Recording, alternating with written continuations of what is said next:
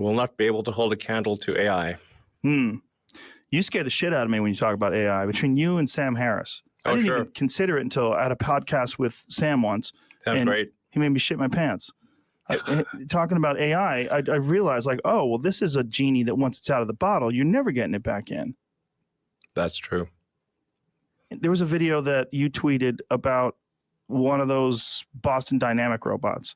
And you're like, in the future, it'll be moving so fast you can't see it without a strobe light. Yeah.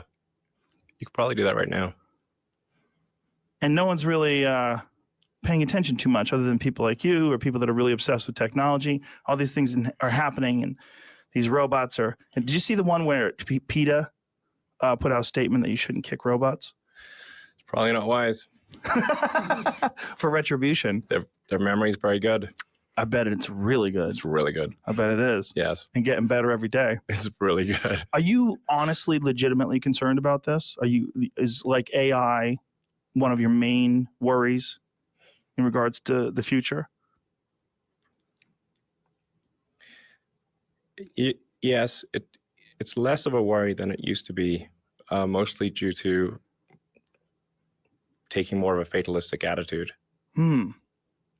So you used to have more hope, and you gave up some of it, and now you don't worry as much about AI. You're like, this is just what it is. Yeah, pretty much. Yes. Yes. Yes. No, but no, it's not necessarily bad.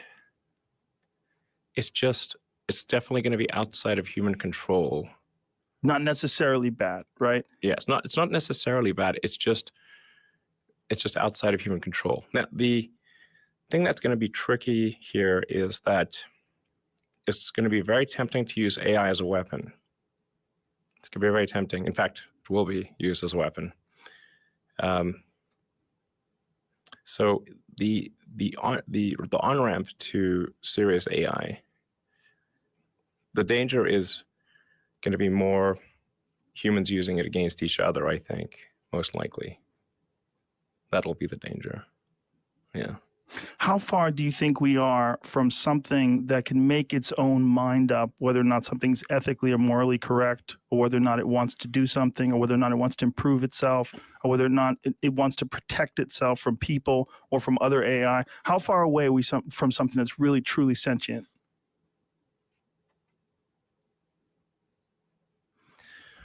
Well, I mean, you could argue that any group of people, like a company is essentially a cybernetic collective of people and machines. That's what a company is. And then there's different levels of complexity in the way these companies are formed. And then there's sort of like a collective AI in the Google search, where we're all sort of plugged in as like nodes on the network, like leaves on a big tree. And we're all feeding this network with our questions and answers. We're all collectively programming the AI, and and Google plus all the humans that connect to it are one giant cybernetic collective. This is also true of Facebook and Twitter and Instagram and all these social networks. They're giant cybernetic collectives. Humans and electronics all interfacing, and constantly connected. Yes, constantly. One of the things that I've been thinking about a lot over the last few years is that one of the things that drives a lot of people crazy is how many people are obsessed with materialism and getting the latest, greatest thing. And I wonder how much of that is, well, a lot of it is most certainly fueling technology and innovation. And it almost seems like it's built into us. It's like what we like and what we want, that we're fueling this thing that's constantly around us all the time. And it doesn't seem possible that people are going to pump the brakes. It doesn't seem possible at this stage when we're constantly expecting the newest cell phone, the latest Tesla update, the newest MacBook Pro. Everything has to be newer and better. And that's going to lead to some incredible point. And it seems like it's built into us. It almost seems like it's an instinct that we're working towards this, that we like it. Mm-hmm. That our job, just like the ants build the anthill, our job is to somehow or another fuel this. Yes. I mean, when I made this comment some years ago, but it feels like we are the biological bootloader for AI, effectively. We are building it. And then we're building progressively greater intelligence. And the percentage of intelligence that is not human is increasing.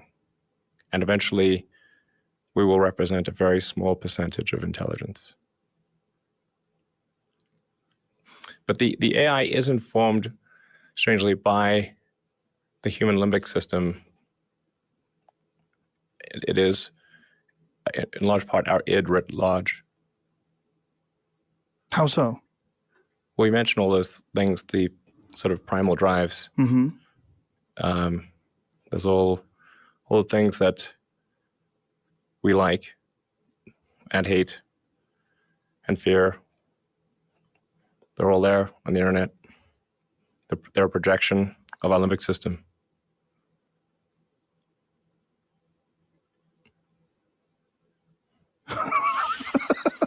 It's true.